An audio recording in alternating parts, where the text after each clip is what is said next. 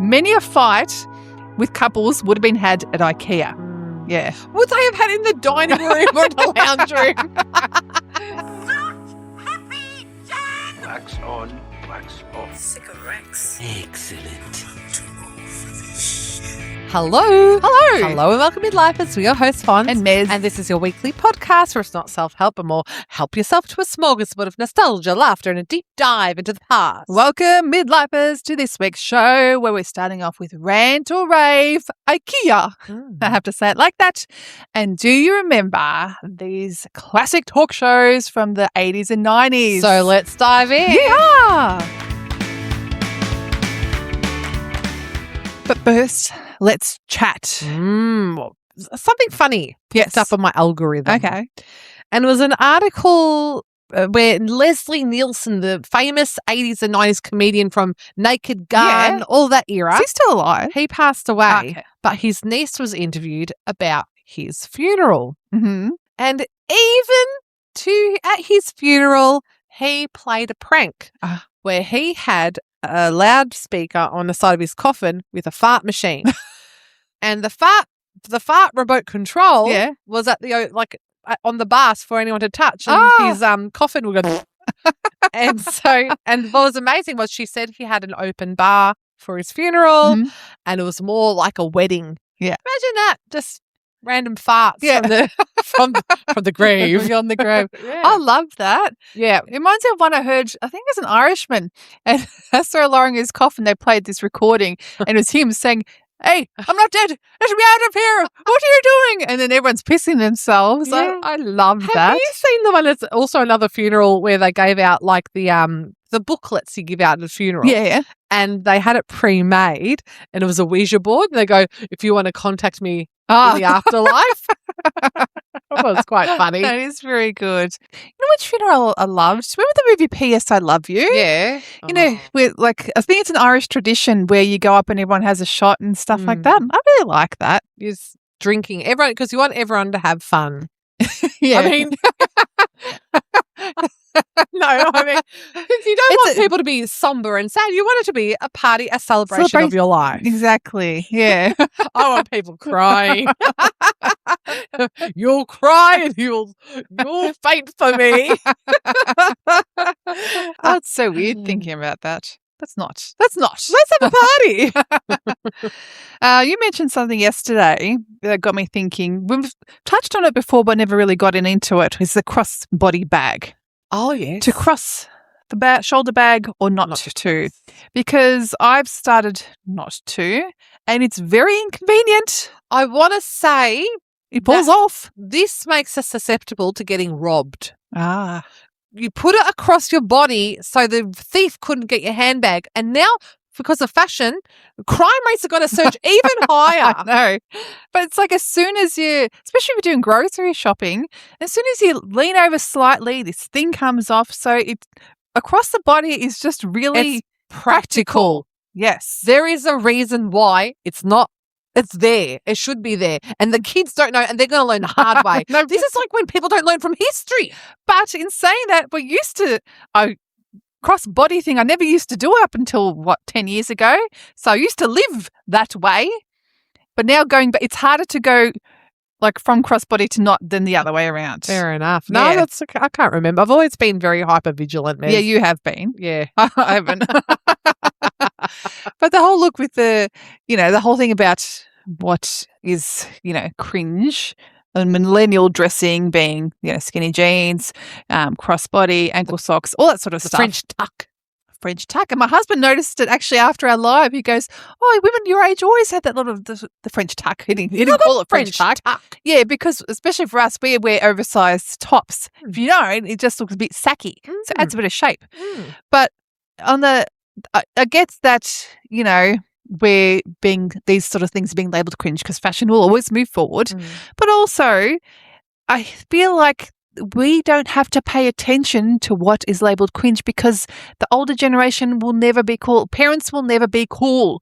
No one wants to dress like their parents. Yes. So you dress for you. If you want to wear a bag crossbody, if you don't, who gives a thing? But if you walk confidently with it, no one cares. They're like, "Oh, she's got, a bit of sass. She looks good." She got stars. She got flair. She was there. Yes, So she became the naughty. Rant, rave, rave. Put that together yourself. Ikea. Well, how are we going to do this? Let's go on the rant, is the flatpack assembly. Now, are you one to assemble a flatpack once? What would normally take a normal person 20 minutes to do, I take 2 days. I get confused. Like reading a Melway, I flip it upside down.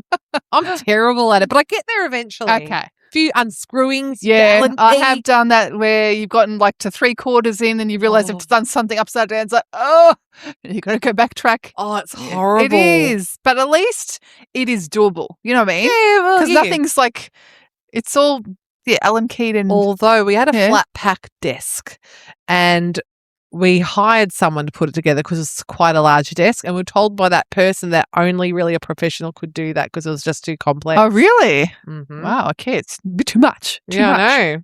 But one of my proud achievements was this bookcase that I have in my living room. So I said, I want to do it all myself. So it was 2 different parts, like the Ikea bookshelves, but the bottom part was like TV units that I've turned into things with cupboards and doors. I assembled it all myself.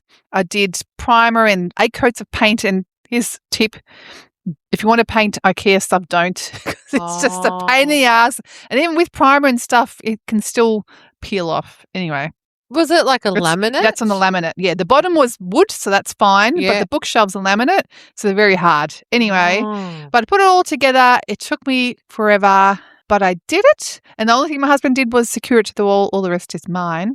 And I'm going to put a photo up for you. It's so good. I'm very proud of it. Kudos to you. But I'll give that the rave for IKEA is the fact that, especially with the bookcases and bookshelves and stuff, they've got so many mixy-matchy things. You can really fit out your kitchen, wardrobe, living room, whatever, from a different various combinations. So I love that. I have to say, kudos to IKEA. Our kitchen's IKEA. Yeah. So my husband put up, let's look over. Yes. My husband put up the cabinets. They're all IKEA. And the handles are IKEA. Yeah. Now, the only thing was we needed to buy more handles to match, and it had run its course because this was done annoying. Years ago. Yeah. So that's the only thing, like, well, I suppose that's with everything in furniture, isn't it? Nothing's for us. So now we always, when we go to IKEA, we buy extra handles and stuff to put away just in case. Just in case, yeah. Even Aldi have the handles. Did I have my handles at Aldi? Oh, there must have been the special buys. It's not. Special buys. It's like. If you're on YouTube, hello, welcome. Hello. I'm wearing my Aldi jumper. It's just like you stick out your bosom at me. I'm like, what is that? Aldi das. Aldi. Okay. But back to IKEA. I was going to have a rave. The kids' stuff being so colourful and lovely. It's bright. I love that. And it's fun. Yeah, and the kids love it. And because you know how they deck it out, IKEA, and it's like all rooms. And then they've got the kids section. My kids love going to the kids' bedrooms and looking around. Well, I do love that. And they're sort of, because they're that sort of style, especially in the kids' style, the Scandi kids stuff, you can't really find it anywhere else, you know. So I love that. It's very unique and fun. And colourful. But this is on actually my rant was having kids on IKEA. Oh, don't do it. Oh, it is the worst. We did it one time as a whole family of 5, and I think my youngest was 2. Then it's 6 and 8, and there are. You know, obviously, I do love the little setups because it's like living in a little home, you know. But the kids just go nuts and they go to the next room and they cut through. So you're trying to control them, and it is not a peaceful experience with kids. Party of 5, it was not. No, it was not. Nightmare of 5. It was. It's funny. I read when researching this, they called IKEA a labyrinth in pursuit of meatballs. So true. Have you had the meatballs? Yes. Do you like the meatballs? I love them. Especially with the mashed potato. Yeah. That's delicious. And a bit of jelly, or was it cranberry jelly? Cranberry, or was it? Something? Oh, it's got a specific berry like sauce. Yeah. But I've never had the meatballs there. But did you know on a Friday from 11 a.m. their meals are half price at Ikea. Well, I like that because, again, as a family of 5, we enter that food court and it is a great respite because by then most parents are, sweating, trying to find their kids and there's a food court and it's a great food court. You get your tray, but it's not cheap. By the time you come to all of us, we spend $120. We spend more money on the food court than we did actual Ikea items. But you have a full Delicious. meal. Yeah. Yeah, and hot meals. So Pastries. we've got garlic bread and everything. But the meatballs and have a bit of gravy. I love it. Yeah. My husband thought the meatballs were made out of deer. And I said, no, they're not. I had to Google it for him. They're not made out of deer. They're made out of beef or pork or something, I don't know. but not deer. He goes, once upon a time they were. So I'm Googling, they've never been made out of deer. I don't know what he had this in his head. It's just making up Ikea lies. I don't know. It's just like, there's always like the build up to going to Ikea. Yes. It's like, you gotta, You really, you gotta work yourself up to having energy. And you have to, it's like a day out of it. Like, you can't plan anything else. This is your event for the day. You need the longevity. You need the stamina. Get some Gatorade before you go. And is it also because, well, for us, our local one is in Richmond. So that's like same. almost an hour away for us. So it's like, well, say 50 minutes to get there. Then again, you face that labyrinth, which is a rant. No, there's the parking as well before you have to find the parking. Okay. Oh, True.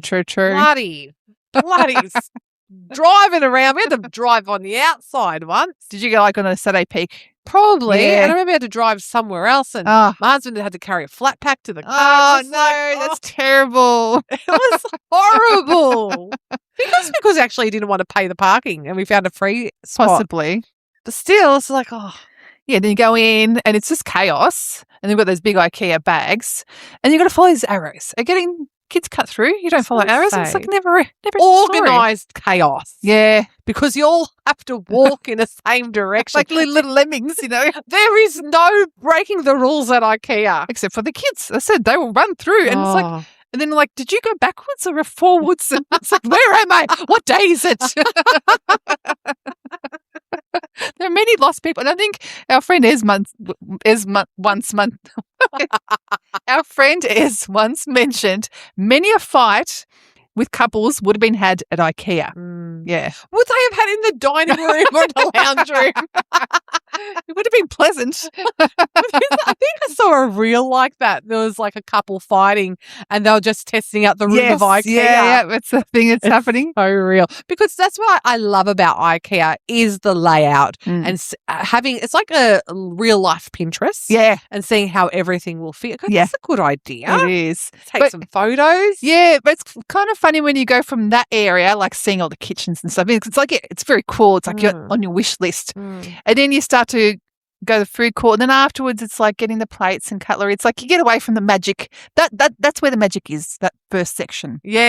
Where you walk in. I like the kitchen section where you get all the utensils and stuff and all the knickknacks. Yeah, I don't like it as much as the first bit. Oh, That's I like make-believe. that.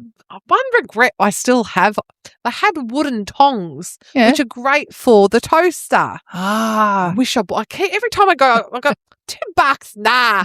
And every time I use my toaster, I go, I should have had those IKEA tongs. That's my regret. Okay.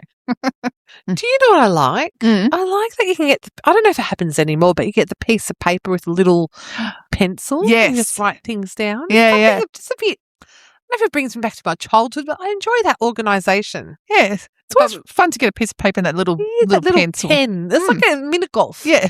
But my husband now takes photos. Like he's real professional now. The great thing is click and collect with IKEA. That's fantastic because then you don't have to go through the maze to get one thing that you want. Well, I did do the click and collect for this bookshelf, but it wasn't at there that I clicked and collected from because it's like a big flat pack. It's from a warehouse across the road. So if you ever, even for all of them, like Harvey Norman, a lot of these big items they don't have there, and then you've got to go to some weird ass thing that you've got to drive through. Like baby bunting, you have to drive around the back. Yes, and it's kind of like, am I going to get robbed here? Yes. Am I in the right place? Yeah, Do I ring the doorbell? And there's a roller door there, and you're like, do I press it or not? And they're probably looking in security cameras thinking, she's got to press it. What was that for? I did that for some big furniture store and I was a bit nervous to press the doorbell. That's like with a bell on a desk. I don't know if I'm getting older now. Now I'm like, ding, But in the day, where's my service? But in the days to be really shy. Yeah,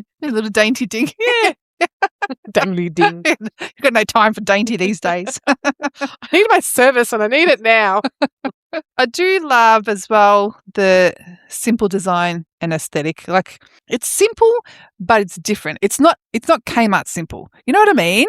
Yeah, it's a level up. A level up. And I think it's that Scandi design that you can't really find anywhere else. So I love they're it. good with the organisation. Yeah. I Oh, like yeah. They are that. organised. And they know how to make a small space work. Yeah. Yeah. God bless the Scandi. Indeed. Mm. And also, on that, the cost and quality are pretty good. Like, more expensive. I compare everything to Kmart Ango because, for those little knickknacks and little storage things, Kmart's my usual go-to. But Ikea said level up on cost is a bit more expensive, but also the quality is more there. So do we rant or do we rave IKEA? I 100% rave it. I don't know. I'm on the fence to not liking anything at the moment. I think I'm going to Come on, Swedish meatballs. Rave it. Yeah.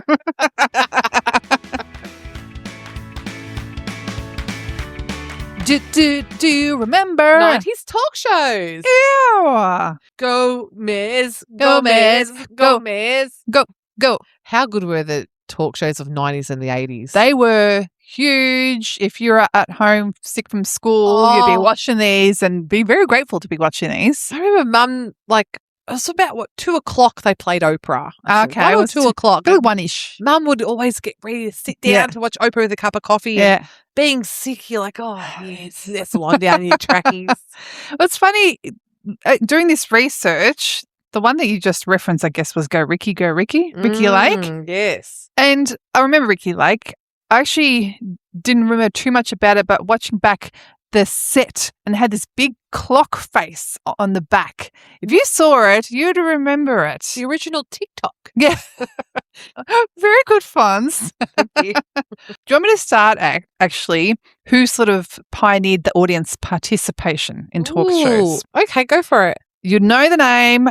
I think we're too young to have watched him. Phil Donahue. I have a whole section about Phil Donahue. Okay.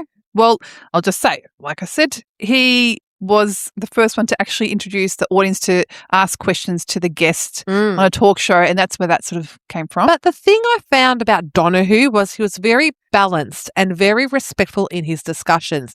It was none of that trash argy-bargy. He was talked with a lot of celebrities and political figures, including Muhammad Ali, Nelson Mandela. So he was much more. This was before any of that.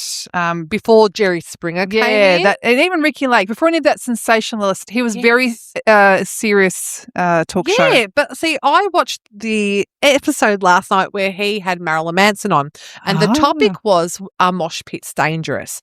And they had parents on. I think their son passed away in a mosh pit, and they had Marilyn Manson on, and they had people who loved going to mosh pits, and they had a security guard on.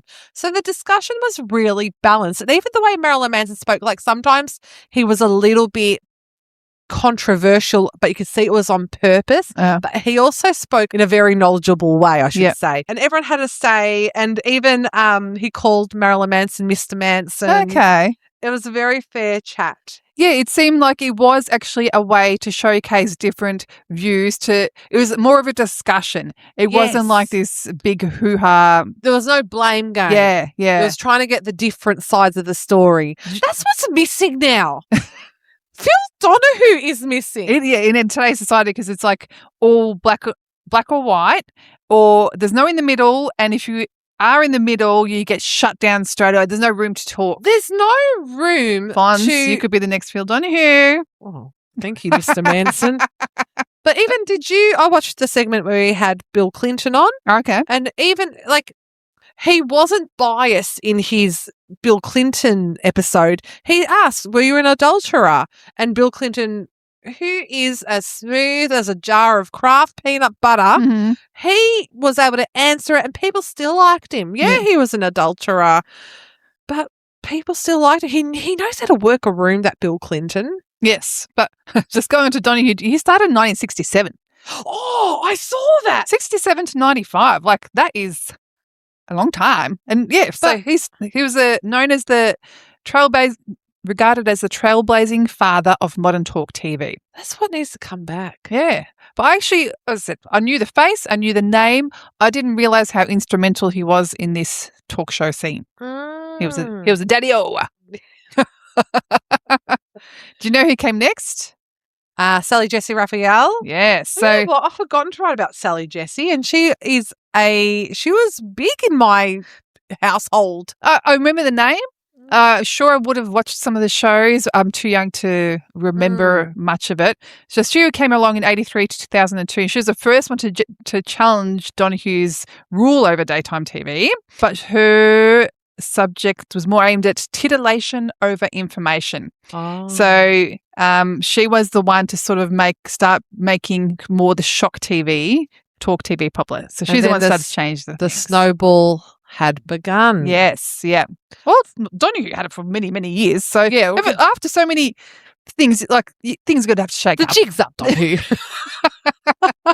It's just bad because as a kid, I thought, that's the old man show. Exactly. And now watching as an adult, I'm like, this is fantastic. Well, it's like now us watching news because my husband and I watch free to air, and I think on Channel 10 at 10 o'clock they have evening news. We just stopped changing channel watching. I'm like, here I am at 10 o'clock watching news. Like as a kid, I'd be ashamed of this, you know? Should be in bed, miss. I'm gonna actually attribute this to watching MASH. As a kid used to run away. Oh, yes. Would you tolerate MASH if it was on TV? No. It's the khaki green. I can't do it. Fantastic. Okay, so Sally Jessy, and there's a meme I loved about Sally Jessy Raphael comparing her to the Ninja Turtles because she had purple glasses and then she had red glasses and she was an original Ninja Turtle. What's next? Who we got next? Let's go to Ricki Lake. So she came around from 1993 to 2004. And similar to Sally Jessy Raphael, more about sensationalistic tabloid-style TV, but for the younger audience. So I think we saw Phil Donahue as too old. Yeah. Ricki Lake. We love Ricki Lake. Yeah, so that's the first one that I really remember watching. Because it was like watching a party. Yeah. And she talked to the audience going, hey, I dig you. Like things like that. And like with the crowd going, hey, Rick, go Ricki, go Ricki. And it was colour. Yeah. It was fun. She was young and hip. Yeah.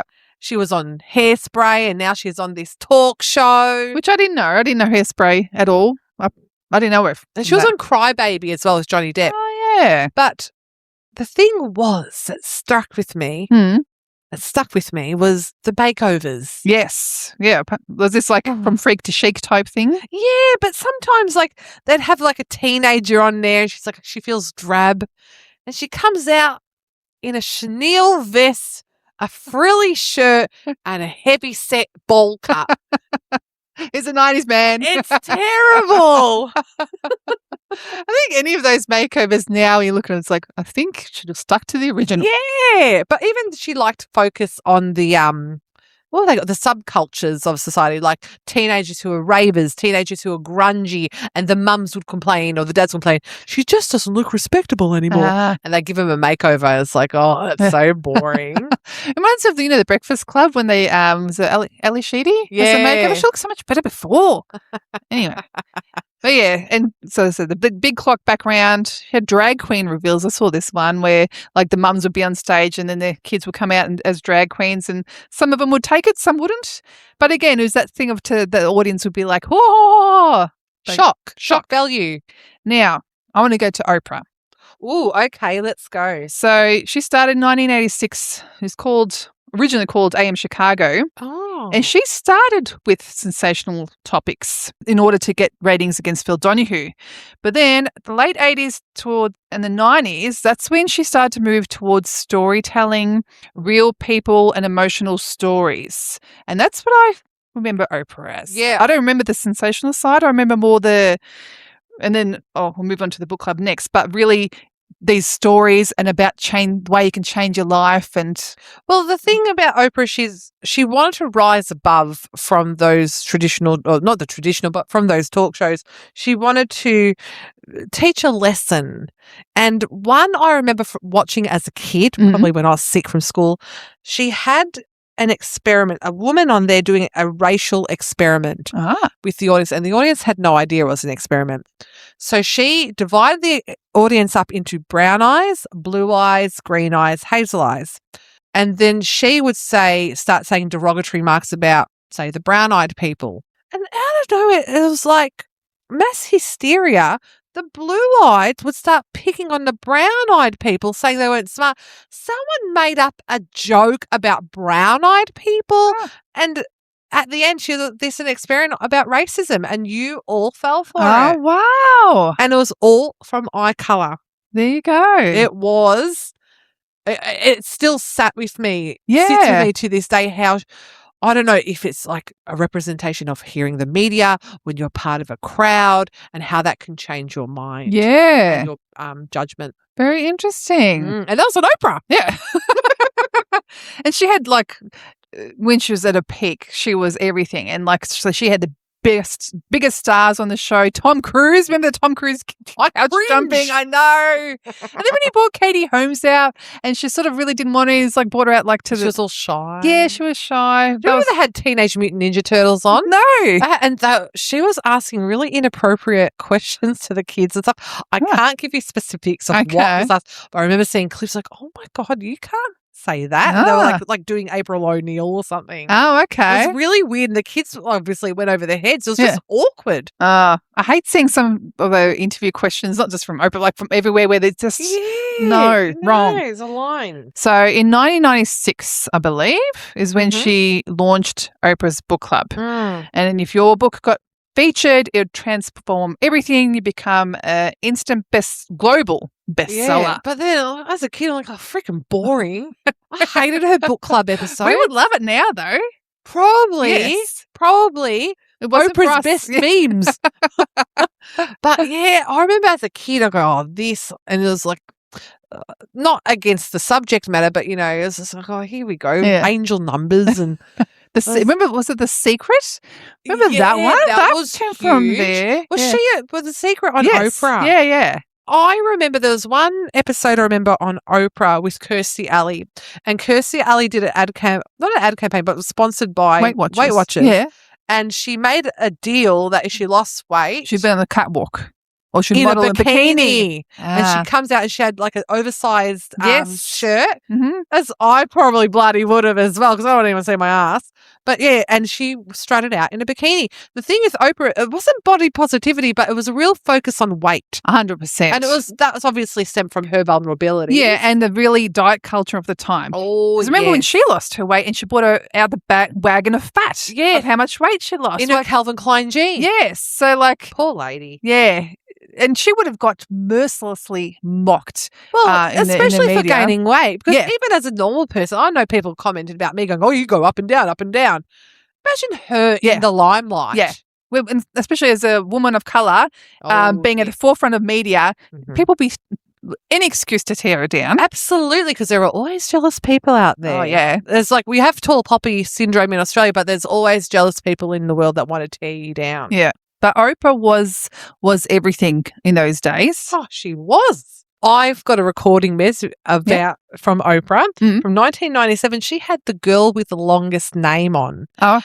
Her name had 1,000 letters. Oh, my goodness. Oprah just called her Jamie. Yeah. But here is a snippet of the girl with the longest name. What is your name? It's Roshandia, Tonishan, Vision, Kishan, Simon, Drusha, Linda, Shurkane, Ronquel, Ninja, Shamika, Shanet, Tamika, Shawa, Hinvi, Shell, Connie, Sapsan, Janich, Marine, Kunsari, Kirkanisha, Devon, Yvonne, Latani, Sivan, Tay, Pranky, Salaviva, Zamfisa, Justin, Sujave, Loya, Ves, Sparkney, Sandreka, Tay, Continue, Vishon, Orly, Vakishawa, Lisa, Nethy, Shots, Macmone, Lisa. My middle name is Kunyan Scott. Your middle name?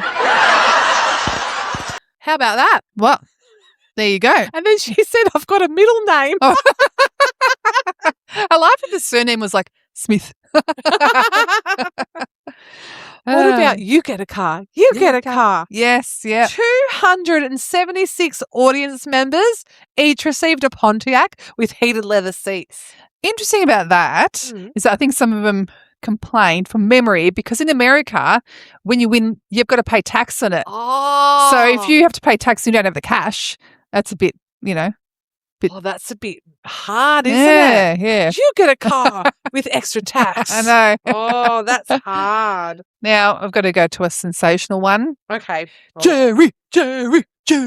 You went to Jerry Springer. I did. Can you tell us about your experience? I can, very much so.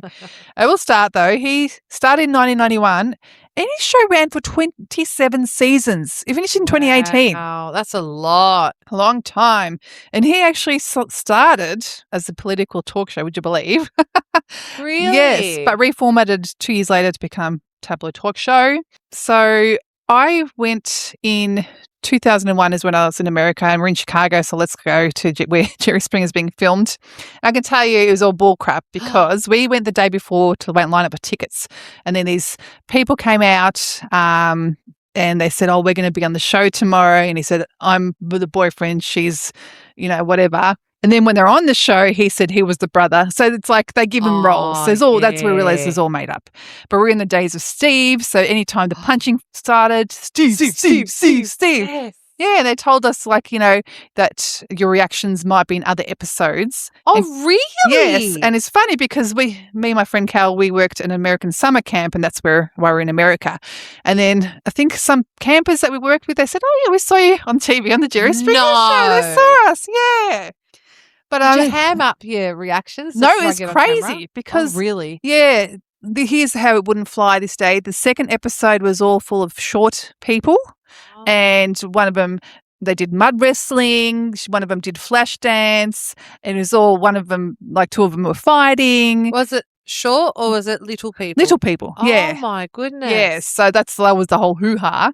But they seriously had a ring in there with mud and water, and they were mud wrestling. So it was just what's the word? Exploiting. Exploiting. But that's how it was at the time. That's why the ratings were huge. Yeah. And I think they started to get in trouble from doing the research because of the fighting, and they're saying promoting violence and whatever. And I think that's when they brought in Steve because they could only have so much fighting, but because a chair was always had a chair thrown.